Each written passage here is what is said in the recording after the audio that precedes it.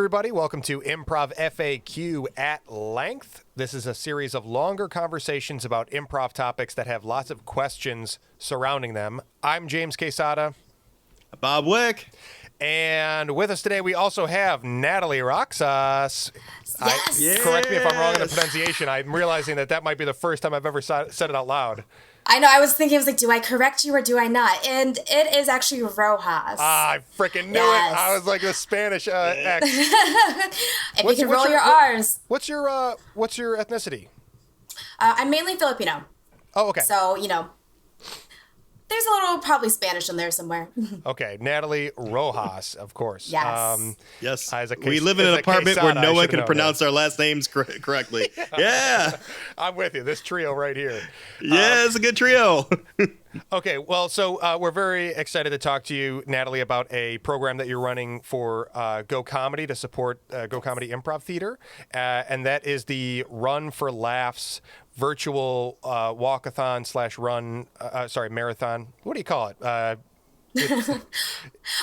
it's just a virtual Run for Laughs, and we have 3 different race distances that you can do. So you could either do a 1 mile, 5K, or 10K. You can run it, you can walk it, you can do anything in between. Someone asked us if they can bike it. That's something I'll have to think about of how we can incorporate it. But anything to get you moving. Yeah, and so it's all virtual, and you're going to be organizing this for people to be doing this independently in their own way, like you said, with either walking it or running it. We'll see if people are going to be biking it. And can you tell us a little bit about where this idea came from and where you're at in getting it up and running for registration and how people can get involved? Absolutely. So this idea, actually, I just came up with it last week. So this is a very, very early egg of it. But a friend of mine, she actually posted something similar, and it was very small with friends and family. And I was thinking, this is really cool. And I'm a runner. Unfortunately, I had a race, I think 2 months ago that got canceled. Oh, 2 months ago. Yes. And I am also signed up for the Detroit Free Press Marathon as well. So I'm not sure if I'll get to run a race.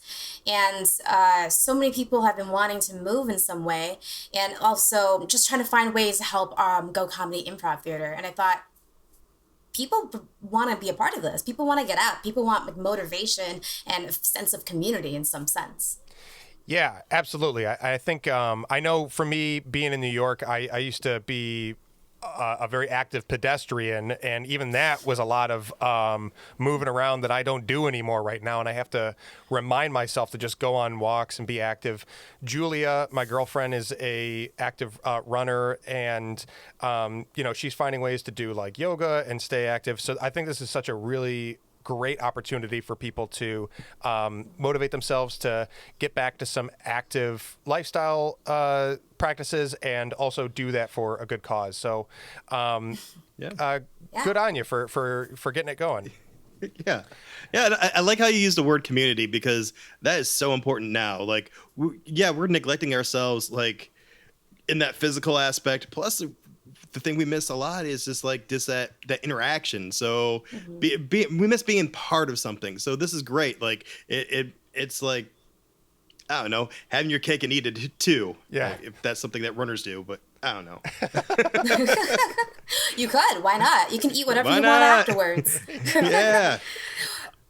So tell me about the registration and what people should expect about getting involved, because I know that you're also offering up some resources on. It's a pretty quick turnaround. A little over 3 weeks for people to really get from registration to the actual run or walk. And so you're offering some resources to help people condition a little bit before that. Talk to me about registration and expectations.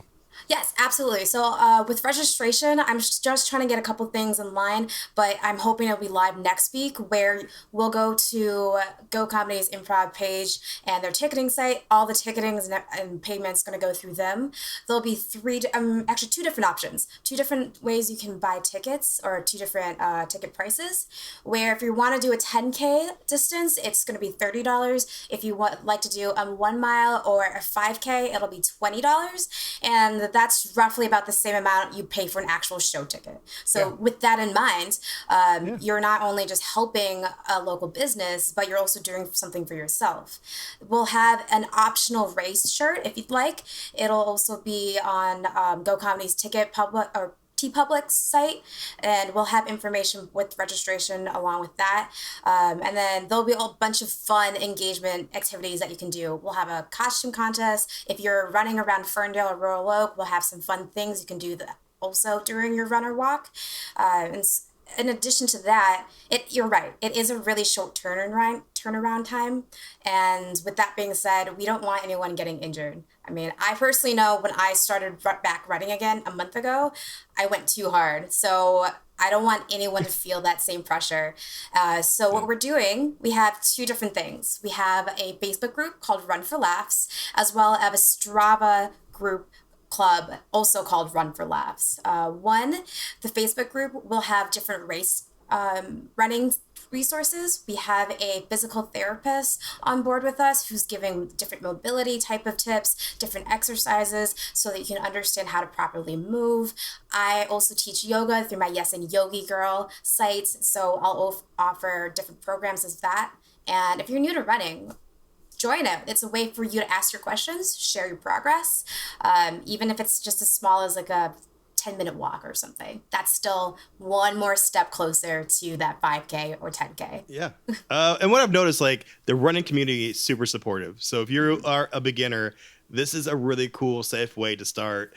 Everybody loves sharing, like as improvisers, we love sharing our art. So do runners. Anybody who does something that they're passionate about loves to share that thing. So this is a really great opportunity to get out there and try something new. Yeah. And so let me ask you, because I know that in terms of the social distancing aspect of it, that it's tricky because obviously for a normal race, everybody at the same starting line and it can be a big gathering and stuff. So in order to do social distancing during running, have you been running since the quarantine going out? Yes. And how do you make sure that I don't know how often you run into a lot of other runners. I know in New York, it can get pretty condensed pretty quickly on a nice day. So do you have tips for people to make sure that they're still staying safe during this? Absolutely. So it is definitely interesting because the first time I went out on a run, I'm used to just not really thinking so much about where I'm going, but now I have to be more observant, which is not a bad thing. You should always be observant whenever you're outdoors or anything like that in public and such. What I would recommend is definitely just be mindful of which directions you're going to. Be familiar with the area that you're running in, whether it's around your neighborhood, maybe you go down to Belle Isle or to a state park or something. That way, if you do see someone, you can either choose to go a different direction or you kind of just gauge contact, like by eye contact, so that you guys know which direction you're going, as long as you're about 6 feet apart. I'm barely over 5 feet, so I know my arm span is about 5 feet. So if you're in my hugging distance, you're too close, obviously. Yeah. So kind of giving that gauge, just being mindful of your surroundings, and also mindful of, the area as well, if you end up in a different section than you planned. Yeah, that's great advice. Just do it somewhere familiar that you know where to kind of pivot on a dime. I also have learned, which seems so obvious and simple, is to just don't use the main roads. It's like I was just about to say that. Yeah, everybody went for a bike ride yesterday on these main stems of streets, and I've found that when I go out on walks, that if I just stay in the in-between streets, that it's not very crowded, and people are still just kind of magnetizing themselves to the main stretches. So just for what it's worth. Also, and if you do have to, Oh, I'm sorry. Oh, go ahead. If you do go on main roads, like we're close to Woodward. For those of you in the Ferndale area, going behind the buildings, like rather than on the main sidewalk, is just as convenient, and it keeps you out of the way. And if there is someone, happening to walking the opposite way, there's so much more room than trying to navigate between the building and a busy street. So something to keep in mind. Yeah. Absolutely. And What also, were you going to say? if you are running close to a little park or something like that, you come across that, remember, you don't have to stay on their path. There's grass. You can, assuming it's not someone's actual lawn or something, of course, because some people might be so stuck, like, follow the path, follow the path. Feel free to explore. Maybe you start to see some hills or something like that. Just be careful, especially, if you're not used to being on uneven grounds and whatnot. But it's a fun adventure to go exploring outside. Yeah. Okay, awesome. So I'm guessing in terms of getting involved with these groups and whatnot, if people go to Facebook and search "Run for Laughs, Go Comedy," they'll find it well enough. Is there any other? And we'll include all the links in the description of the video. Are there any other resources that people should be aware of beyond those groups and the Go Comedy website? I think those are the main ones, aside from myself with yoga, Yes And Yogi Girl, where I'll be hosting, all these different workout plans you can do, and just to help support you. And also, if you have questions about anything that might be kind of achy or something you're not quite sure what's going on, as far as like pain or something of that sort, mobility, we have our physical therapist on board as well, who runs Spotlight Health and Wellness. I sometimes flip the two words. So Spotlight Health and Wellness. You can always ask her. Okay, awesome. Yeah, and I've seen in the group that there's already videos posted on tips for stretching, and that's awesome. Okay, so the date of it is May 30th, and it's Run for Laughs. Links will be in the description. But otherwise, if you're trusting a good old Facebook or Google search, just make sure it's Run for Laughs with Go Comedy Improv Theater, and you should be able to find it. Yes. I do just want to add one thing with that. Please. The fact that this race, we're going to ideally start all at the same time. So it's not like, do it, within a time span, but rather hoping to connect virtually to kick off the events at 10:30 on May 30th, and I'll lead like a warm up right before it. So if you want to, we might have it recorded just because you're outdoors, you might not have strong Wi-Fi or something, and then we'll all start at 11 a.m. So you'll have about 2 hours to finish your race. So again, no pressure, and then we'll come back again for a closing ceremony 2 hours later. Okay, cool. So that's a 10:30 check-in, and then a 11 o'clock start time. Yes. Awesome. I made it later specifically to hopefully all you late birds can get up for 11 a.m. Yeah, that'll be me. Yeah. But yeah, I'm excited. Like your bedtime. Yeah, I know. Yeah, but I honestly I can't wait. I know that Julia's excited about it because, like I said, she's an active runner and she's just generally a better active lifestyle person than I am, and she's always looking for opportunities to nudge me into doing some of that stuff for myself. So this is going to be a great opportunity for me. I know that that's going to be something that makes her happy and that we can do together in an active lifestyle way. Was there any other info that we should make sure that people are aware of on the Run for Laughs? I would say if you want to keep up with race information and everything that's going to be updating in the next couple of weeks, because yes, this is a pretty short turnaround, please sign up or join the Run for Laughs group, because that's where we're going to host most of our updates. Okay, great. And that way, as soon as registration is officially open and up and running, people can jump on it. Cool. Yes.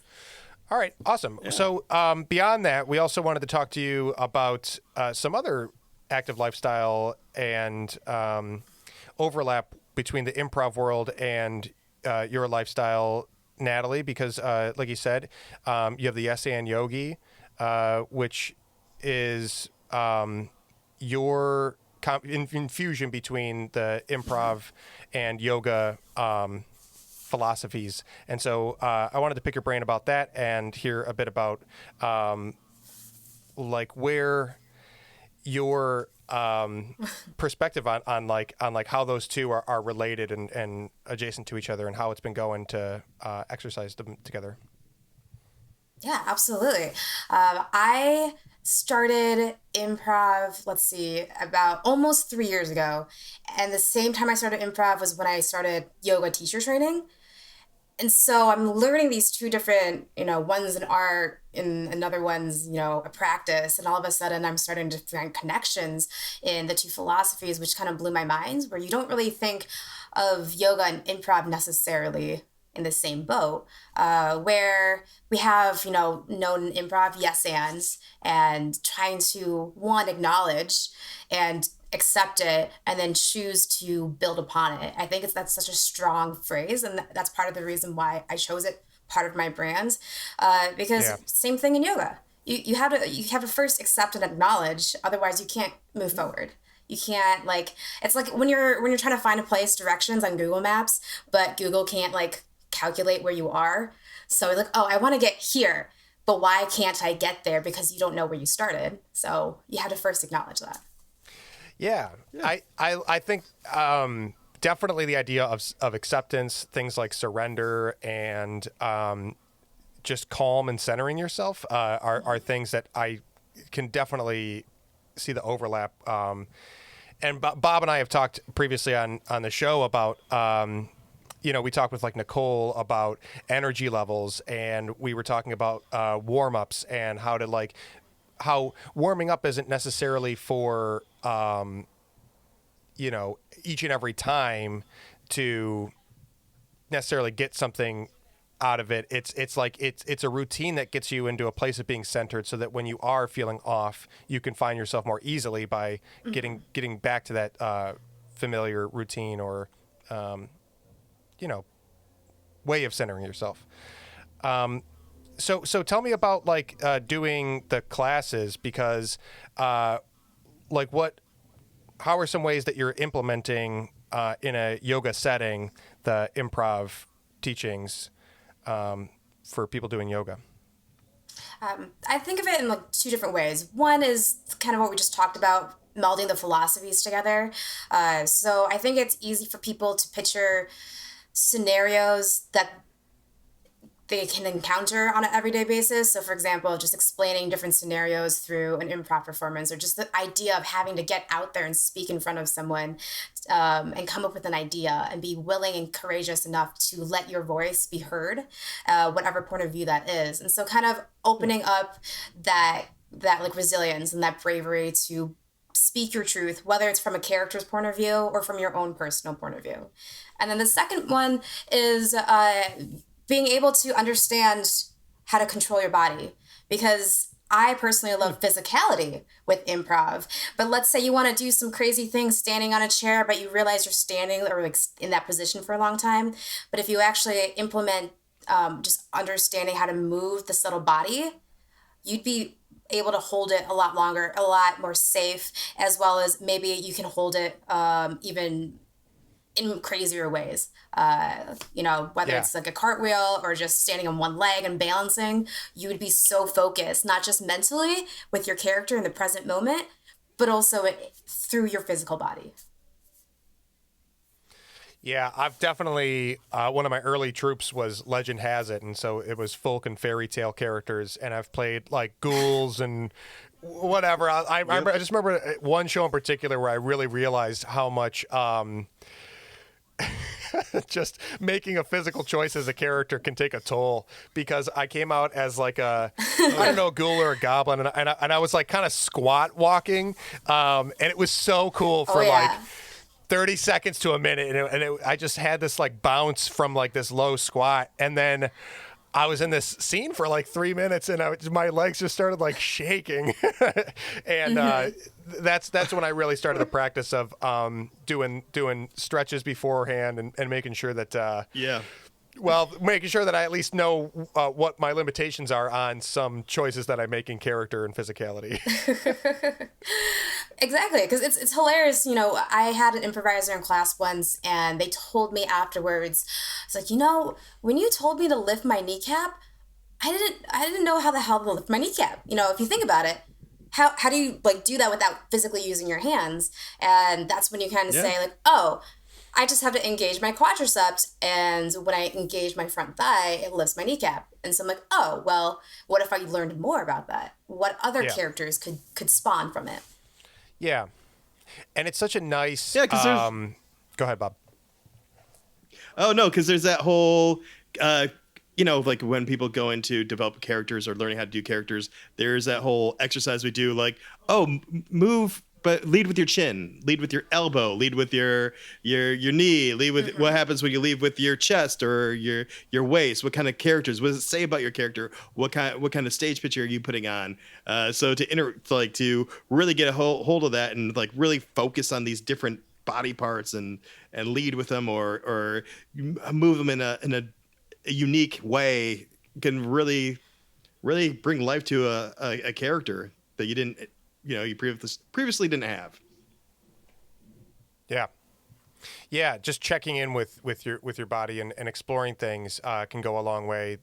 The more you know you can do, the more you are likely to do and have fun with. I also what I love about the connection with improv and yoga is that for improv, one of the reasons it's so popular is because it's both very accessible and personal, that like you can jump right into it, and that the learning curve of it is endless, and really the more that you let it will reveal more and more to you about yourself and your voice and your meaning your artistic voice and your just your sensibilities. Like you can learn a lot about yourself from improv, and I think that's a beautiful thing with how accessible it is to do, because there's a lot of really high disciplinary theater realms that are harder to get into, even though they are equally as rewarding. And I've always loved that about improv. Would you say that a lot of that is also true of yoga, that it's accessible and personal in its learning curve? Absolutely. I mean, we mostly see yoga as a bunch of people in a class, in a room, right? But it's not about anyone else. It's about your own practice. You could be doing something completely different from anyone else in the room, but it doesn't matter because this is for you. You should be coming for yourself, right? And you don't need to have the big fancy, equipment or like the expensive leggings or mats or anything. You really just need your body and be willing to just sit with yourself and learn how to be comfortable with that. Because sometimes we're not comfortable with ourselves. So sometimes that's, draws out characters and whatnot. But imagine how much we could do if we were, again, like rock solid. That's interesting, because I was just thinking, Natalie, how I think the perception of improv, people from the outside have misconceptions about both improv and yoga. So when a student first walks into either the theater or the studio, they come in with stuff they have to unlearn, because what they know of the art or the practice is completely wrong or somewhat wrong, or based in hearsay or miscommunication or information. Do you find that to be true, or? Absolutely. I mean, of course, for like both the improv or what you just mentioned, and also with yoga as well, where I believe in our day and age, and especially on the Western world view, yoga is one, seen as mostly for women, two, mostly for like already flexible individuals, or like some sort of stereotype of what a yogi is. But in reality, it is for everyone, where you don't have to be able to touch your toes. You don't have to be able to, like do the splits or anything crazy like that. All you have to do is just be willing to be present, to show up for yourself, can you like focus on your breath, and then watch the individual transformative steps of your journey. Like I couldn't do crow pose until maybe like 5 years. That's because I didn't know what I was doing. And then all of a sudden, all these little pieces click. Well, Natalie, I know what pro pose is, but James doesn't. So if you can explain to him what a pro pose is. Is pro with a P or with a C? With a C. Crow the pose. C? That sounds like what I was doing with the crow goblin. Yes. Probably. But Crow what is it? pose. Yeah, so crow pose, or otherwise known as Bakasana in Sanskrit, it is an arm balance pose. So basically, let's say you're in like a forward fold, wide feet, and you plant your hands down on the ground, and then you take your, I'm not on the ground, but take your triceps against your inner thighs or whatnot, and you basically balance on your arms. So you're like a crow leaning forward. Oh, yes. Oh. Yeah. I was gonna say that, but when you explain these, it's a lot more interesting. So there you go, James. There it is. Crow pose. Where I'm like, I thought I wasn't strong enough, and I've had like injuries in my shoulder, or one injury in my elbow, so I couldn't bear weight. I'm like, that I'll never do that. I'll never do this or that. And so often we might even find ourselves in like improv saying, I was like, I'll never be able to perform at this level. I'll never be able to do like musical improv. I'll never be able to be that type of like improviser. When I feel like you just need to be able to reframe that. Like that shouldn't be your goal. Your goal should be, okay, where am I at now? I know I'd like to do that someday, but like, what are the things that I can develop along the way? Or what are the little celebrations we can make? Like, hey, this is different today. It's actually like what we think about with improv. What is different today? We want to be able to see those small little growth of our own character development. Yeah. Mm-hmm. Yeah. So talk to me a little bit more about, I'm just kind of curious, like, along the way in which one you were doing yoga first before you started improv, correct? I started them at the same time. Time. Exact same time. Yep. Same month. Busy week for Natalie, huh? Cool. Okay, so I see. Yes, now I understand. So you started doing them at the same time, and what can you kind of like remember some of like the biggest, most exciting aha moments in like your improv development where you were like, this is like, more than what it seems in just like an exercise or a game, and like how you get closer and closer to developing Yes And Yogi Girl. Like, what are those landmark moments for you? I have like moments of what led me to Yes and Yogi Girl, or moments in improv that made me feel like past the game surface, like deeper surface. Yeah. Deeper stuff that you were like, this is more about When lifestyle did it and click? personal. When did it happen? Yeah.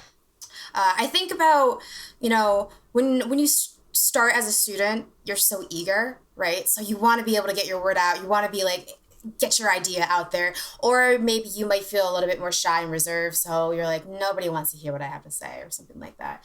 And it's like that idea of, yes, you want to be able to help your teammates out by adding on, but also knowing it's not all about you. It's not about you as an individual. It's not my ego, but it's us. What can we create together? So letting go of all my own personal expectations to let the story grow, to let whatever or whoever characters shine, right? It's about that give and take and actually listening. Like, what? I had an idea, but it's not about getting my idea out there. It's about us trying to build something and create something together. Yes, that's awesome. Yeah. And then, and then on the yoga side, I imagine, because I just am not very experienced with it, so I'm you should come to class. So, yeah.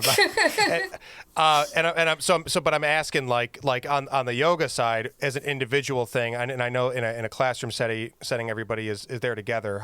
What are some things that like make it that kind of message ring true in yoga as well? Because I imagine as an individual thing, there's obviously a lot of like introspection and personal stuff, but like feeling part of like a greater whole or a community. What kind of stuff exists in the yoga world for that? Right. So one thing that I like about not just the classes that I hold, but also my home studio as well, is that it is around community. It's about being seen. I've had someone who told me that they didn't want to ever be touched or acknowledged when they came to a yoga class, and I found that so strange. I'm like, but we come here to connect as well as for yourself. And so, knowing that whatever you're going through, whatever you're experiencing, is universal in some sort. And as well with like messaging, whatever we talk about throughout the class, it can really kind of prompt you for that self-reflection, right? And kind of unleash discussion. So I think of like yoga coming together as a community. You start to see life in a different perspective, I guess. Yeah. I don't know if that answers your question. Yeah. Just the difference between like individual, your scope of things, like where your place in individual goals and desires are. Yeah, and actually just like that, like you said, goals and desires, and like that's a big type of topic in yoga where, as characters, we ask ourselves as improvisers, what is your character's motivation? What are their desires? What are their wants, needs, fears, et cetera, et cetera? And we talk about that in yoga as well, but of course for yourself. And it's one of those things like, if you can understand how to unlock all those answers for yourself, imagine how you could apply that to improv, to story writing, to any type of relationship that you have. And then maybe that just starts to spark new connections, so yeah. That's awesome. That's really cool. Yeah. Well, okay. So before we let you go here, your classes, you have Yes And Yogi Girl, that exists on Facebook. Where's the best place for people to check out what you're offering in your program? Yes, so Facebook, my Yes and Yogi Girl page is the best place. That's where I update and post all my class schedules. With us being at stay at home, I'm just doing the virtual classes right now. The schedule does change weekly, so just make sure you check back.